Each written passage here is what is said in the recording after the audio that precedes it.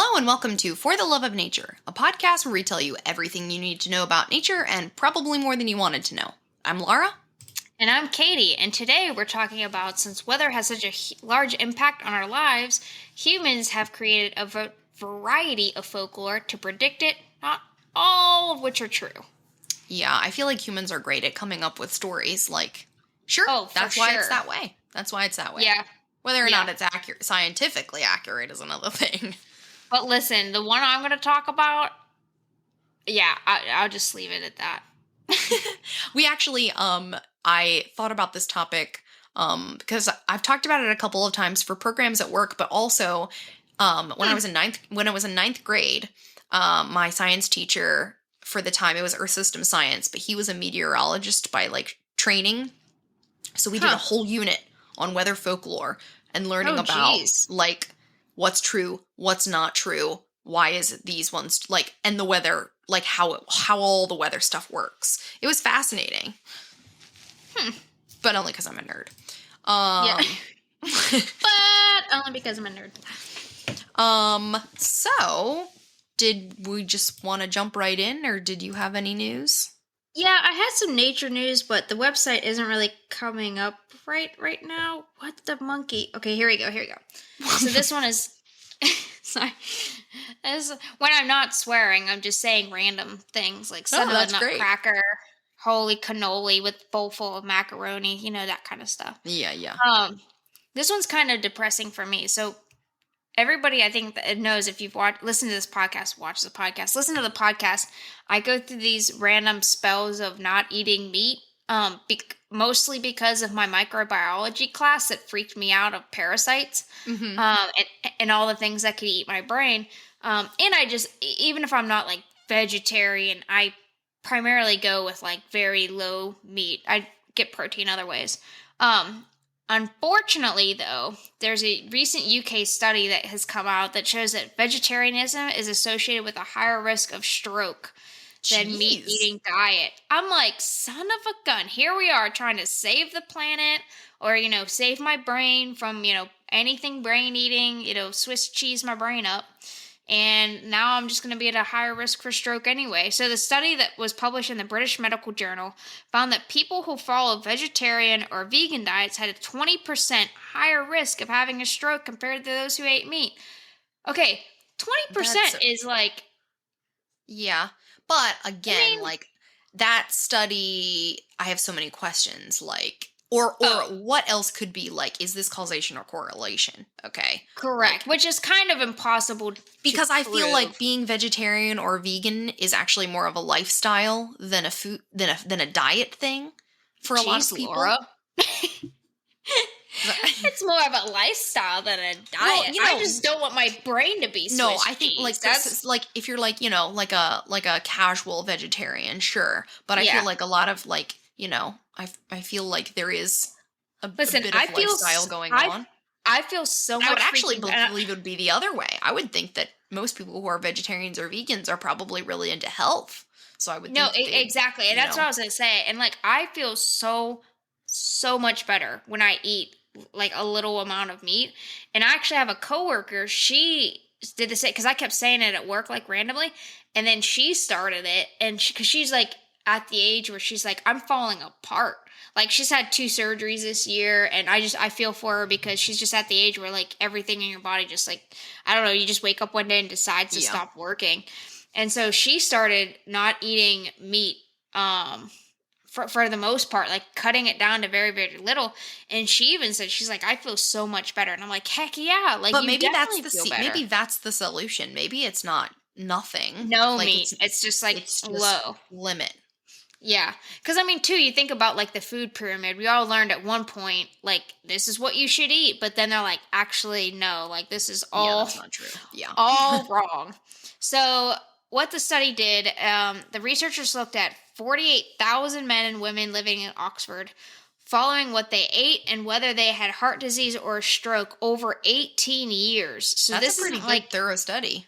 Exactly. 48,188 men and women over 18 years, which is pretty big.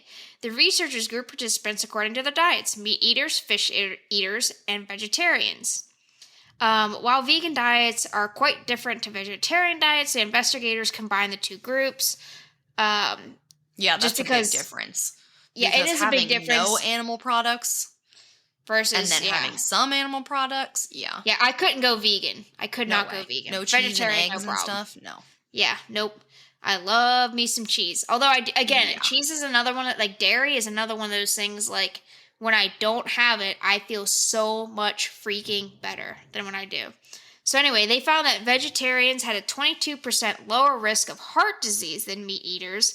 This is the equivalent of 10 fewer cases of heart disease per 1,000 vegetarians. Okay. And meat eaters over 1,000 years. So, we're at lower risk for heart disease. Or your heart does better. Which, that, again, not surprised. That sounds expected to me, because I would think that a lot of vegetarians are focused on health.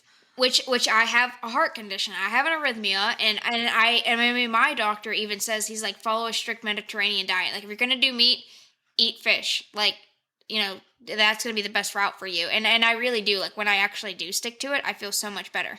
Yet vegetarians had a 20% higher rate of stroke, equivalent to 3 more strokes per 1,000 vegetarians compared to meat eaters over 10 years. The decrease in heart disease risk seemed to be linked to lower BMI, cholesterol levels, indices of diabetes, and blood pressure. These benefits are all known to be associated with a healthy vegetarian diet and are protective factors against heart disease. The study showed fish eaters had a 13% lower risk of heart disease, but no significant increase in the rate of stroke when compared to meat eaters. Oh, so go pescatarian. Yeah, That's the salute. Yeah. I mean, it almost is like you get the benefit of both worlds, and I think it's because they, again, Mediterranean diet. Like he said, like go high in fish, because like that gives you like the good of it. Where they're saying also, now, if you think about like where humans evolved, the Fertile Crescent there, like that's it's legit. Yeah. So anyway, the article goes on, but it's from the No Ridge Science Report, and again, it's from that nifty difty app I have, the science one, the science news one. I wonder why the stroke though for vegetarians. Like, I wonder what the deal is. Like, why? I mean, you need protein, and honestly, like, you can get protein, but unless you're very intentional, gotcha. Yeah, that you know what I mean? Just weren't getting enough of it. They tried. Yeah, you do have to be intentional, and it's not just the protein; it's everything that comes with it. You know what I mean? It's making sure that you get a balanced amount of everything. Which, I mean, I would say most Americans. It's hard for everybody. Yeah, it's hard for everybody. And then when you withdraw something from your diet, so vegetarian plus fish seems to be the way to go. Yeah, I have some friends who went pescatarian for health reasons, and I mean, they said it's not that bad. I'll tell you what, no, it's really not. I love fish. Texas, it's a little bit harder to get fish than what it ever was. But I think I just have to maybe do a better job. Which is crazy because the Gulf's right there. Yeah, but I mean, you figure like a lot of the stuff in the Gulf isn't like good.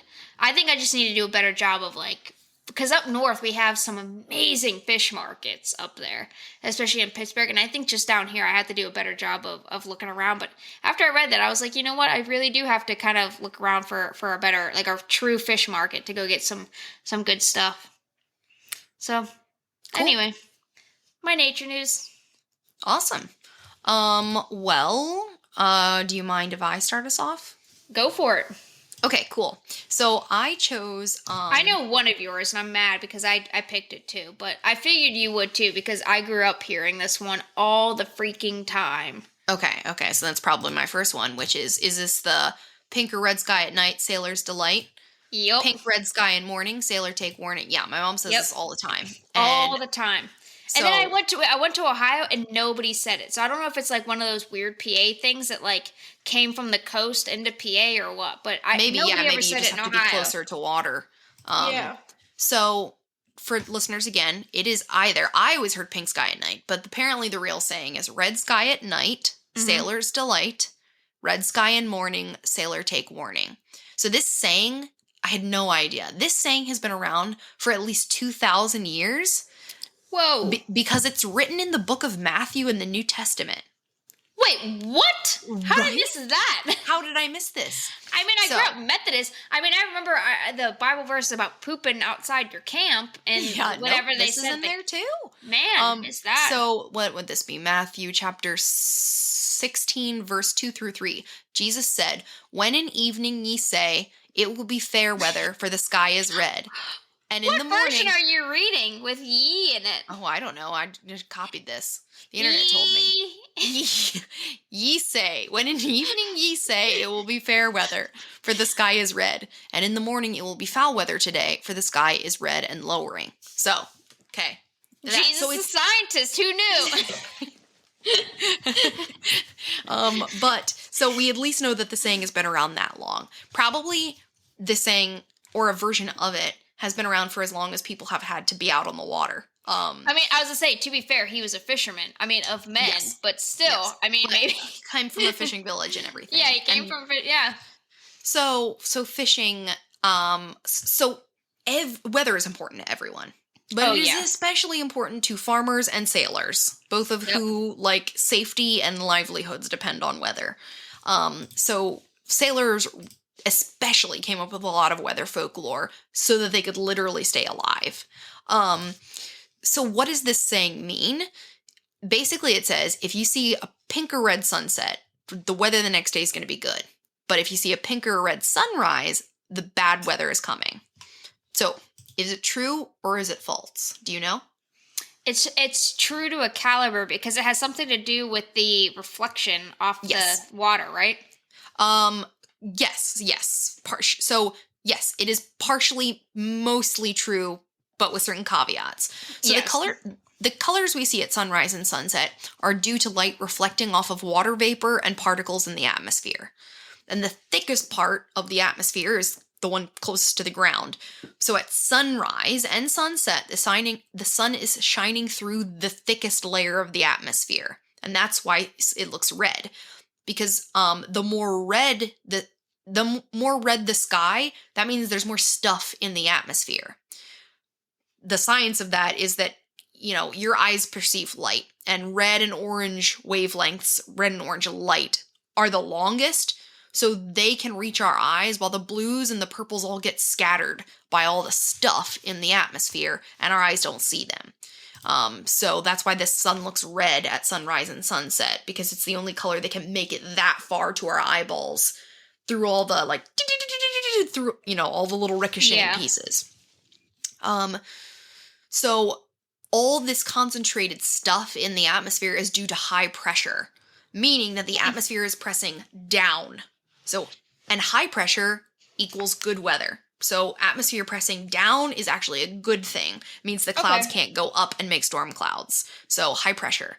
So where the high pressure is what this saying is telling you. So red sunset means high and pressure air is in the west, and good weather follows. The red sunrise could indicate two things.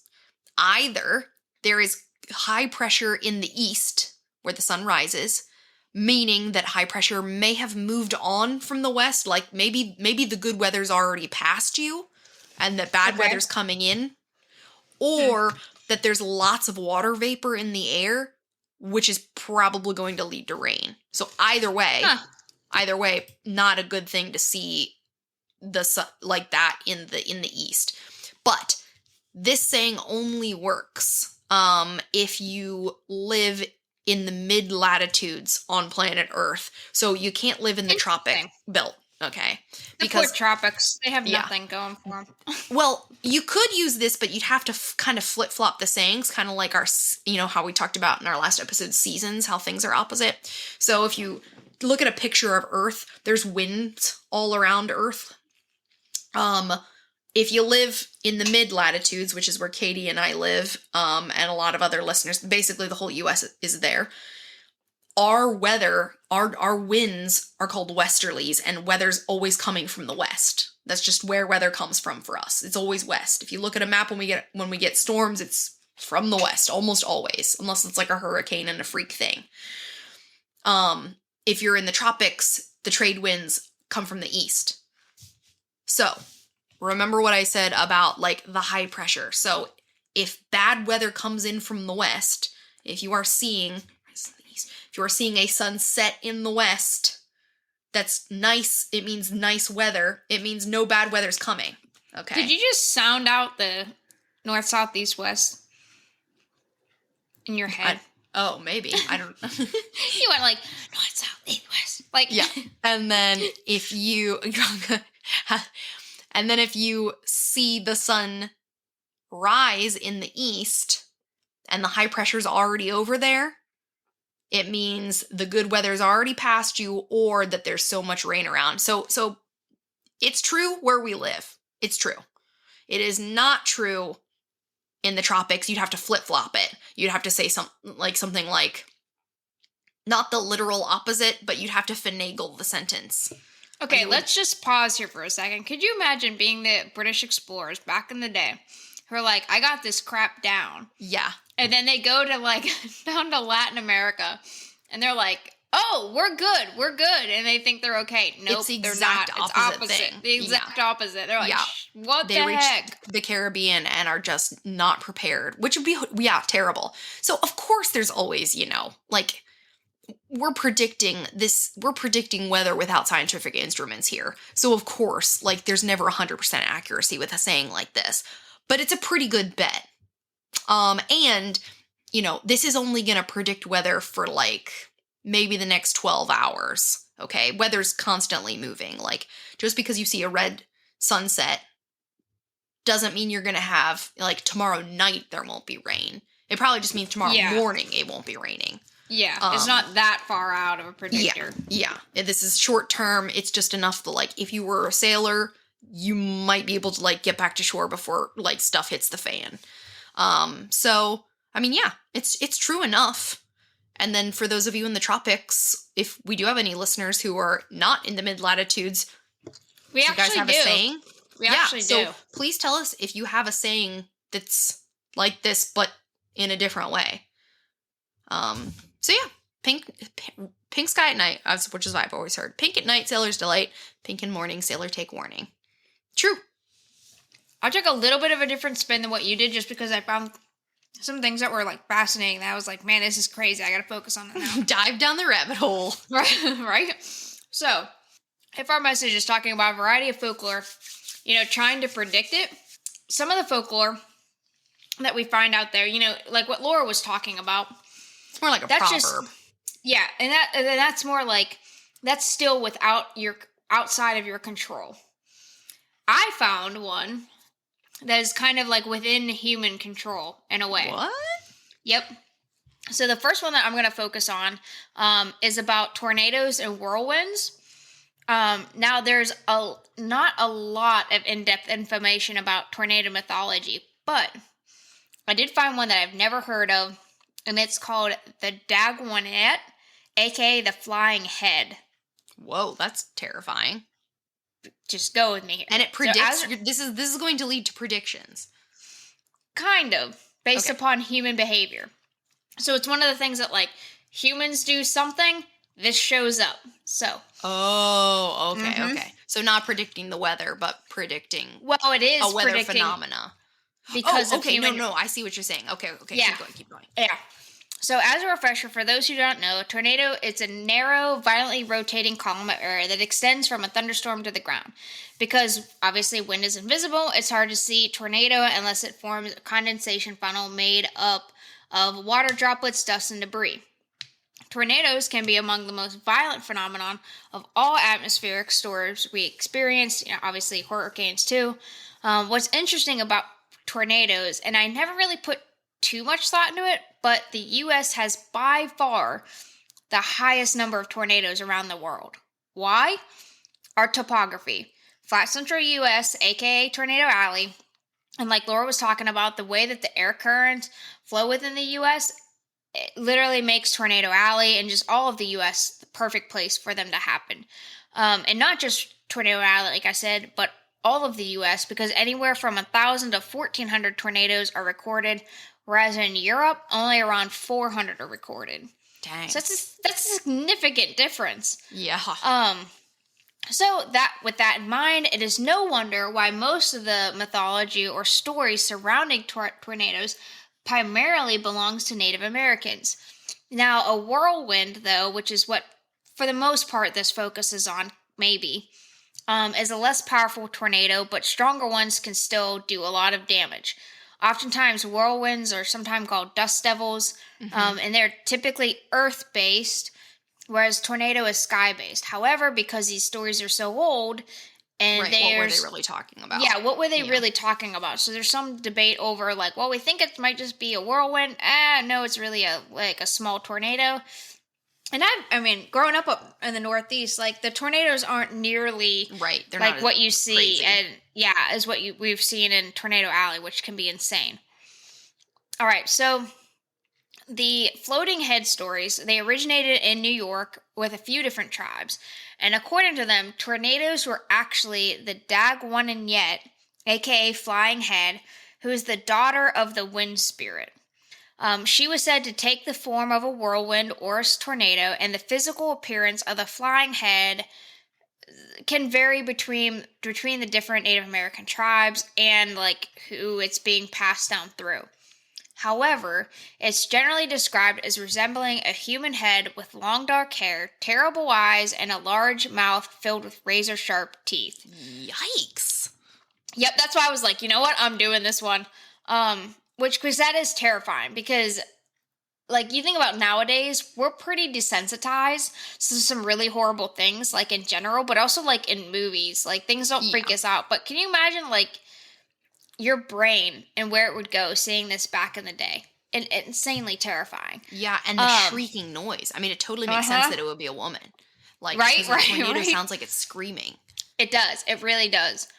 So in some versions too, depending on which tribe you hear it from, the flying head also has a pair of bat wings coming out from each side of its cheek. So it's like it literally is a flying head with like bat wings out of its cheek, along with bird-like talons on like the edge, like a end harpy. of the.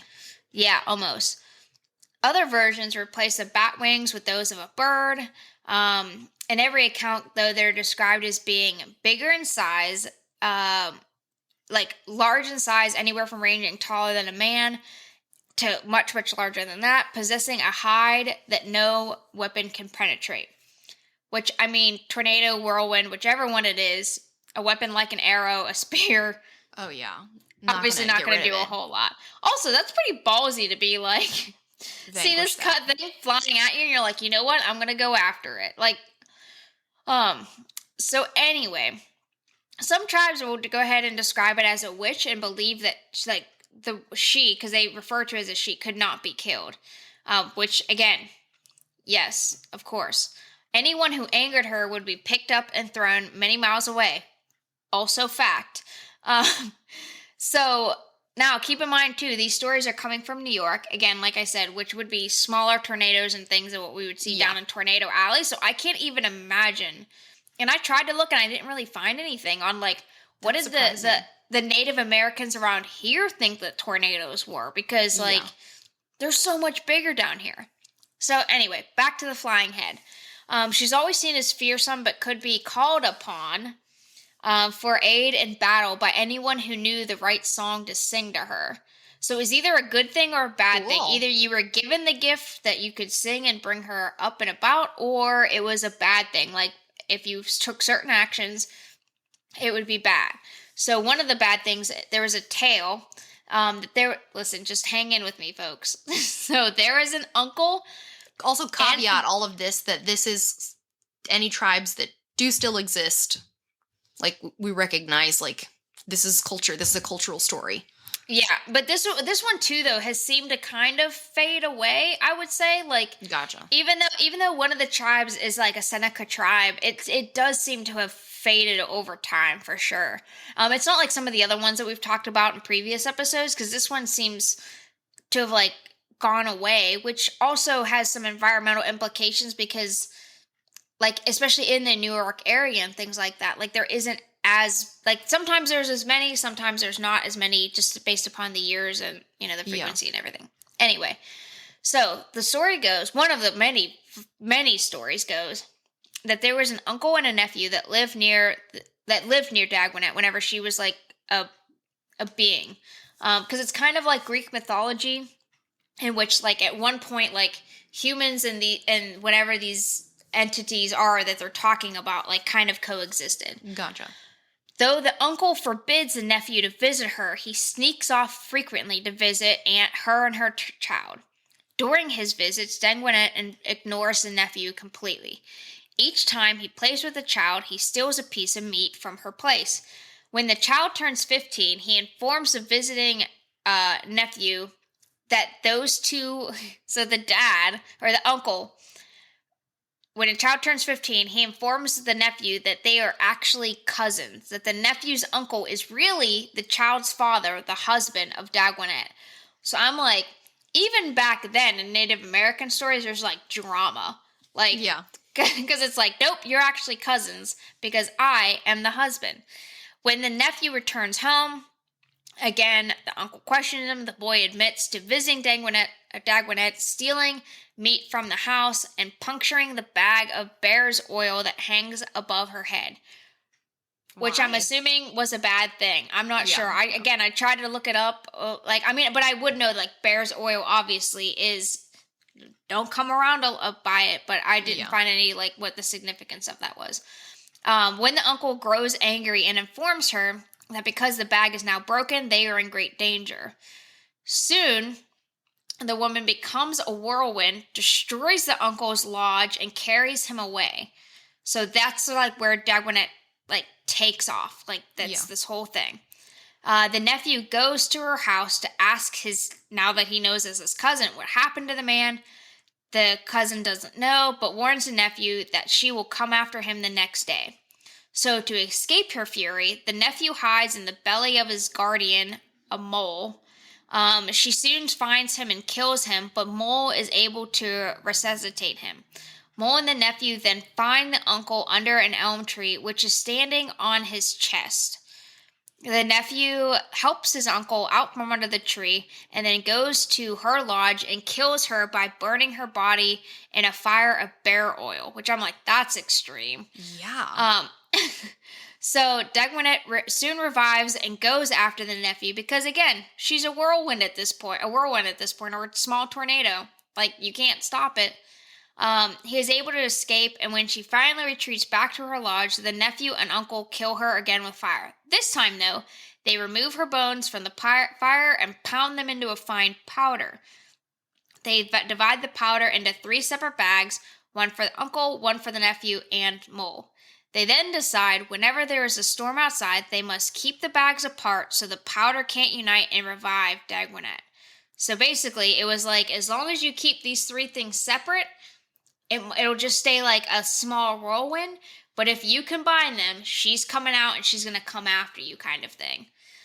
So in other stories, though, the flying head drove the original native inhabitants who lived in the area, which again, state of New York, who lived in the Adirondack Mountains, away from their hunting grounds before the Europeans even came. So again, like, stories spread that she's around, she's coming, and again, you can either call upon her to help you fight in a battle. This is after the whole uncle-nephew thing, of course. But you can either call upon her, or if you do certain things that she saw was unfavorable, then she is coming after you. And I read like through several different stories where several different stories where it was passed down from generation to generation. And things like, basically if you went against like what the tribe said or what they believed in, she's coming for you. And like, you better watch out because she's going to grab you and chuck you. Which again, tornado, that would make sense if it was a tornado. So in the early 19th century, a guide in the town of Lake Pleasant, New York, who called himself Captain Gill, claimed it was Lake Sakaganda where the legend took place originally. Huh. The name of the previous inhabitants of like whatever tribe that was had been lost to history because they're not sure who it was, because remember, she would like drive people out from that area, which also is true because if you look at paths of tornadoes especially, it'll keep hitting the same spots Yes. like again and again for a few years in a row just because of the paths, and it'll eventually change. So it's not surprising that like if it was a true tornado that it would be going in the same place, and they're like, you know what? I'm This out is after like the second one or yeah, third. Yeah. I'm done. So even though we don't know what tribe was originally living there, it, in like this very specific spot, not just like the generalized area, um, the history of the flying head ensured that every neighboring tribe steered clear from that area. Like word traveled and nobody went there. The flying head legend still survives today, but the name of the tribe who started the story originally is gone. The hill, though, however, where the unknown tribe's village was located, is considered cursed. 3 different hotels were built on the sacred site, and all 3 had a short lifespan and burned to the ground mysteriously. Dang. What the heck? So, anyway, so that is Dangwinet, and again, it's not so much predicting, but it's like, you better do this or she's coming after you. Yeah. And it seemed to prove true time and time again. And even the land, 3 times for hotels burned to the ground. Short That lifespan, Bear Royal. burned to the ground, right? That's Coming after him creepy. again. Isn't that crazy? Yeah. Cool. So anyway, I read that story and I was like, this is actually kind of neat because I had never heard of that one at all. Yeah. No, I've never either. So it is neat because I mean, again, can you imagine like being back in that time and you see something like a tornado and having no explanation whatsoever? Like anything that you've done bad, like I could have done something bad last week and I'm like, surely it's because of that. You know what I mean? Like, because you just, what else do you think it is? It's got to be punishment, especially something like a tornado. It's going to pick somebody up and chuck them. Like, Yeah, oh seems yeah, very personal. yeah, it does seem personal. So anyway, so I thought that was pretty cool. Yeah. Well, in not at all similar vein. For once we're just like totally different. Yeah, no, nothing like this. So you're talking about giant flying heads. I'm moving on to woolly bears. So something else that people believe could predict the weather is the legend of the woolly bear, which says that the longer the woolly bear's black band, the longer and the colder the winter will be. Listen, so, when I moved south here to Texas and I told somebody that, they're like, "Excuse me, what?" I was like, although "Listen, they shouldn't be surprised." Listen. Okay, Right? so for those of you that are like, wait, what are we talking about? Like, what's a woolly bear? A woolly bear is also known as a woolly worm.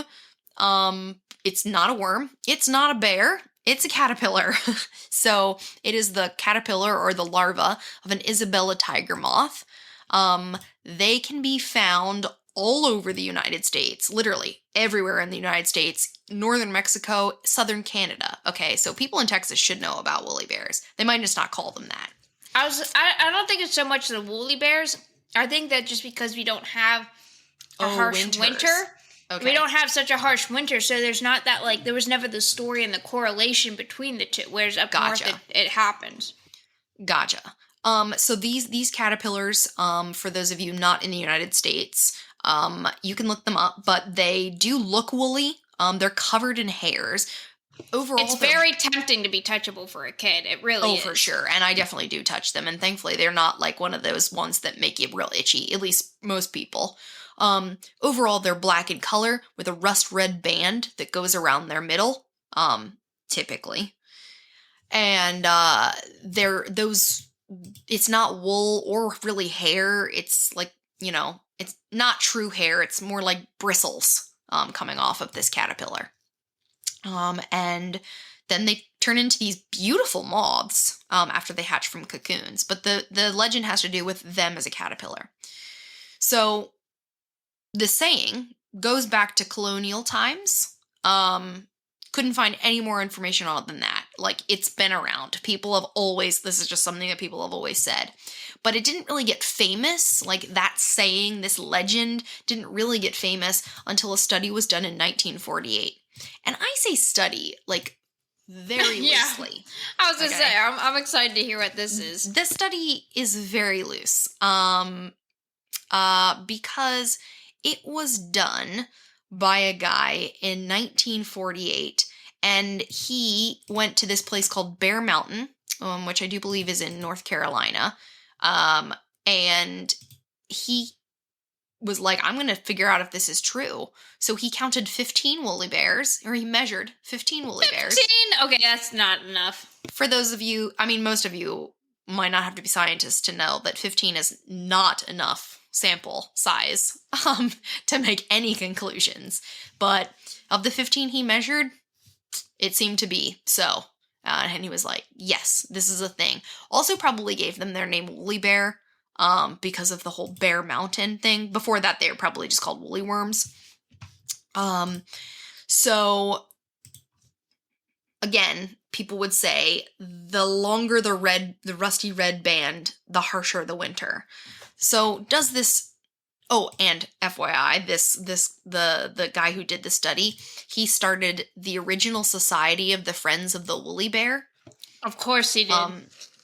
I think there's still a thing that they do counts every year. So they actually started doing counts again to see. Okay, like, so more than 15. Like 50 years later, they started doing counts again. Or maybe not 50 years, maybe like 25 or 30 years. But anyway, since then, people have started doing more and more and more counts to see if there's any truth to this. And no, there's not. There's somebody in that group that has a woolly bear tattoo. Oh, yeah. And no, there's no truth to this. Okay. It is all coincidence. Ironically, the hairs on their body help them to freeze in the winter, not stay warm. I don't think I would have guessed that. No, me neither, because you're like, so people were thinking like the longer the band, they're going to be nice, warm, and toasty. No. They freeze solid practically in the winter time. And they're fine with that. And those hairs help them to freeze in a controlled manner. So like slowly. I mean, if I'm going to freeze, if I'm going to freeze, might as well do it in slowly controlled way. Yeah. So they freeze into little caterpillar popsicles over the winter time. And like I said, they can live like all over the United States and like up into Canada. And sometimes they freeze for like years. So which is nuts. They figured it out. The number of brown, so the band, what's the deal with the band? The deal with the band is that the number of these caterpillars are kind of divided up into like little segments. And when caterpillars grow up, they hatch from their egg and they start out really tiny and then they get bigger. And to get bigger, they're an insect. They have to molt. So they actually like lose their skin. I really don't know why I've never thought. Well, I mean, I do know why I never thought about this because I have 1,000 other things to think about, but still. So they molt, they get bigger. And each time they get bigger, they add just like almost like a rattlesnake. It's the same thing. They're adding some segments. Those segments are brown, are the ones that they're adding. So the more brown hairs has to do with age of the caterpillar. In other words, like how late did it get started in the spring? Like when did it hatch? Did it get started really late and it's not very old now that it's fall? Because fall's the time that we really see woolly bears. They're on the move. They're trying to find places to hibernate. So if you see a woolly bear with a really short band, it's not very old. Which could mean I wonder if that is. I was gonna say, okay, go ahead, because I was gonna take a guess, but I'll let you continue. Well, so there's two things that it could be. It's either that there was a really like heavy winter leading to a late spring, or there was like lots of drought and the poor thing didn't get enough to eat. That's what I was gonna say. I feel like it's more of it would have been a predictor of what just happened rather than what's to come. That's exactly what the science says. So if you are looking, this is like a hindsight prediction. Okay. So not a prediction at all. This is, I don't remember what this past year was like. You see a woolly bear. Oh yeah, it was a crap year. Because it's just telling you what the last year was like. So the little guy can't predict the future. But he's really good at telling you, like, without words, how Which, the I mean, year went. is what trees do, too. You know what I mean? Yeah, Like, tree rings and stuff. If you It's look the at a same tree thing. rings, it's the same thing. So no, there is no validity to the woolly bear legend, but they are really cute. And they're, fine to pick up and let them go on their way, and they make really cool little cocoons. So yeah, woolly bears are awesome. I'm sure the original Society of Friends of the Woolly Bear is a fun group. And but yeah, not true at all for predicting the weather. Alrighty. I'm gonna go ahead, as I'm moving my chair, I'm gonna stand in line with, again, just like general control of, pissing off nature, and seeing what happens. Because again, that's where, like, a lot of, at least from whenever I was, like, that's where, like, a lot of the stories that I was finding was coming from, is based upon human action, which, I mean, again, Greek mythology, anything. And that's where this next one is coming from, is Greek mythology. If humans did something wrong, or if they did something good, I guess, which I guess, I mean, most of these stories just focus on the negative, but there was an outside entity that was controlling that, or reacting to that. So you did something bad's going to be happening in the weather. So the next one that I'm going to talk about are clouds, and the folklore surrounding clouds from ancient Greeks, cloud nymphs. Man, they had nymphs for everything. They absolutely convinced that everything. That nymphs everywhere. If only, they were like hot ladies everywhere. Nymphs. Gotta be. Just a group of dudes being like, nymphs gotta be everywhere. All right. So again, from the science perspective, a cloud is made of water drops or ice crystals floating in the sky. There are many kinds of clouds. Clouds are, of course, an important part of Earth's weather. The sky can be full of water, but most of the time you can't see the water. Of course, the drops of water are too small to see. As the water vapor goes higher in the sky, the air gets cooler, of course. The cooler the air causes water droplets to start to stick to things like bits of dust, ice, sea salt, whatever. Clouds. So that's clouds. All right. Now here we go with butchering anything that is anything related to Greek mythology. Onward. The Nephilim were nymphs of clouds and rain. All right. Listen, this is a lot of Greek names. I'm just calling it now. I'm going to butcher one right after the other. They rose up from Oceanus and poured and carried water back up to the heavens in pitchers made of clouds. The Nephilim are often, I'm probably going to say it different every time. Nephilim are often depicted as being beautiful young women, as Laura said, pouring water from pitchers, much like their sisters. The Naiades, which were freshwater nymphs, were simply floating across the sky and billowing rows. So you do something nice to entice it, rain, no rain, doing something wrong. Normally, they are depicted as being the youngest of the Oceanids, which is why many of them are part of the 60 nymph followers of Artemis. And there's a bunch of other names and stuff that they go into that I'm just going to skip over. So, their parents in the stories are either Oceanus, Thytes, or Error. Okay, so there is a part of the story, though, that with the nymphs, the Achelous, the bound they appeared before Atlas, which I used to remember how the hierarchy of all these Greek mythologies, but I don't remember much of it anymore. But I know Atlas, he was the Titan of endurance. I do remember that one. Yeah, that's about it. The world. Yeah. Yep, and that was his thing. That's what he did. He was forced to hold up the sky or the world. However, later in the stories of Hermes, which is God and Zeus's messenger, warns them that they have to run away since Zeus has heard what was going on just in general about just insanity. If you guys do anything, again, constant chaos. So yeah. he heard what was going on and was about to strike them with lightning for being sympathetic to Atlas. At first they say they'd stay and suffer with Atlas, but after it began to thunder, they ran away. Which is crazy that is like what they say happens, because thunder and clouds go pretty hand in hand. They do. But I think it's like, again, it goes back to the Greek mythology of like, because you know how there's always that like give and take of this is like how can I put this? Like they want to hold up women as like, oh, hey, these are things like the nymphs. Like that's the reason why so many of these nymphs are women, like beautiful young women, because they're like, oh, this is great. But at the same time, they're like, no, no, no, no, no. You know what I mean? So it's like, it's a give and take of like, this is good, but it's also like no touchy touch kind of thing.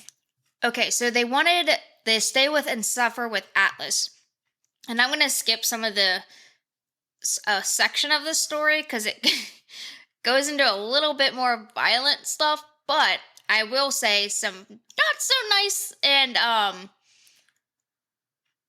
what can we say here? They weren't given permission to take upon some sexual acts, and anyway, some bad stuff happened. There was trickery involved, and so the punishment of it, occasionally in myths, the gods, usually Zeus, had them take the shape of other women. And so that's kind of why it was like... The shape of other women? Uh-huh. So it was like, do stuff bad, you're a nymph. And so why... Oh, okay. Yeah, why? Don't know. So it was kind of like a punishment.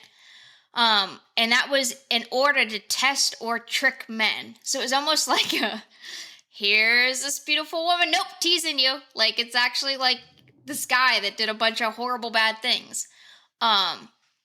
So in one instance, for instance, they had them look like a female god, and they attempted to, again, do some horrible stuff. So to test everybody, the cloud nymphs would lay beside them, and when he awoke to see her, he bragged that he had slept with Hera, which again, as they punishment to look like her.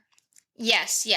As punishment, Zeus turned him into a wheel, and the winds blew him through the clouds.